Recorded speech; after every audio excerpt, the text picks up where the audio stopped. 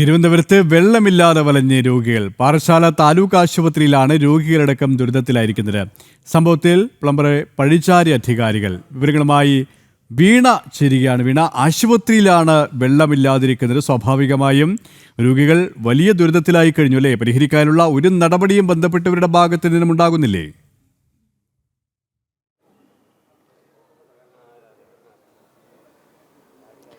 തീർച്ചയായും സുരേഷ് പറഞ്ഞതുപോലെ തന്നെയാണ്. അധികാരികളുടെ ഭാഗത്തു നിന്ന് ദിവസങ്ങൾ പിന്നിടുമ്പോഴും ഒരു നടപടിയും ഉണ്ടാകുന്നില്ല എന്നുള്ളതാണ്. ഈ സംഭവവുമായി ബന്ധപ്പെട്ട് നമ്മളടക്കം ബന്ധപ്പെടുമ്പോൾ പാറശാല ആശുപത്രിയിലെ അധികൃതർ വളരെ വിചിത്രമായിട്ടുള്ളൊരു വാദമാണ് ഉന്നയിക്കുന്നത്. അത് പഴി പറയുന്നത് പ്ലംബറെയാണ്.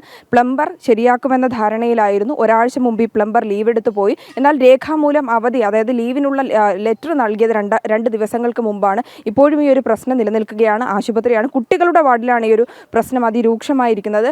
ഈ ആശുപത്രിയിലെ 2ാം നിലയിലാണ് കുട്ടികളുള്ളത്. ഈ കുട്ടികളെ തനിച്ചാക്കിക്കൊണ്ട് അമ്മമാർക്ക് താഴെ ഇറങ്ങി വെള്ളം എടുക്കേണ്ട ഒരു അവസ്ഥയാണുള്ളത്. കുടിവെള്ളം മാത്രമല്ല, പ്രാഥമിക കാര്യങ്ങൾക്കുള്ള വെള്ളം പോലും കിട്ടുന്നില്ല എന്നുള്ള വളരെ ഗൗരവമേറിയ വിഷയമാണ് ഇപ്പോൾ ഉള്ളത്. വളരെ ബുദ്ധിമുട്ടിലാണ് രോഗികളും കുട്ടികളും കൂട്ടിരിപ്പുകാരും ഒക്കെ അനുഭവിക്കുന്നത്. എന്നാൽ എന്തുകൊണ്ട് ഇത്രയും ദിവസങ്ങൾ പിന്നിടുന്നു എന്നുള്ള ചോദ്യം ഉയരുന്നു, വിമർശനം ഉയരുന്നു. ഈ രോഗികളുടെ കൂട്ടിരിപ്പുകാരടക്കം നമ്മളോട് പ്രതികരിക്കുമ്പോൾ പറയുന്നത്, ഒരു പ്ലംബറെ പകരം ആശുപത്രിക്കാർ അധികൃതർക്ക് എന്തുകൊണ്ട് കണ്ടെത്താൻ സാധിക്കുന്നില്ല?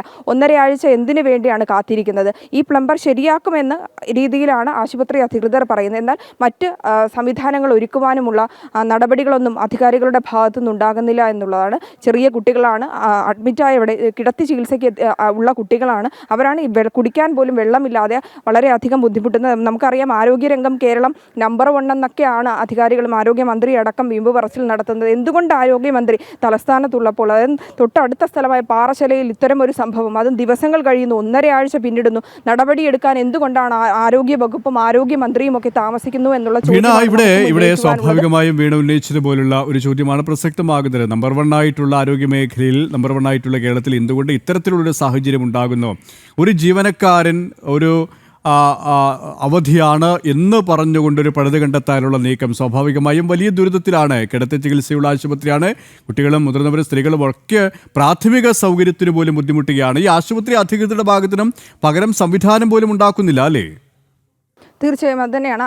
അതായത് കൂട്ടിരിപ്പുകാർ ഒരു ബുദ്ധിമുട്ട് എല്ലാ ദിവസവും ചെന്ന് അധികാരികളോട് പറയുന്നു. അവർ പറയുന്നു പ്ലംബർ ഇല്ല, പ്ലംബർ അവധിയിലാണ്. പക്ഷേ എപ്പോൾ പ്ലംബർ തിരിച്ചു വരുമെന്നോ, എപ്പോഴും ഈ ഒരു പ്രശ്നത്തിന് പരിഹാരമാകുമോ എന്നുള്ള ചോദ്യത്തിന് ഇപ്പോഴും ഉത്തരം നൽകിയിട്ടില്ല എന്നുള്ളതാണ്. ചെറിയ കുട്ടികളാണ്, വെള്ളം, അതായത് പല ബുദ്ധിമുട്ടുകൾ കുട്ടികൾക്ക് അനുഭവിക്കുന്നുണ്ട്. അപ്പോൾ കിടത്തി ചികിത്സയ്ക്ക് എത്തുന്ന കുട്ടികളും കൂട്ടിരിപ്പുകാരും മറ്റു രോഗികളുമുണ്ട്. അതായത് ശുചിമുറിയിൽ പോവുകയാണെങ്കിലും അതിനുള്ള വെള്ളം അവിടെ ലഭ്യമല്ല, കുടിക്കാൻ വെള്ളം ലഭ്യമല്ല.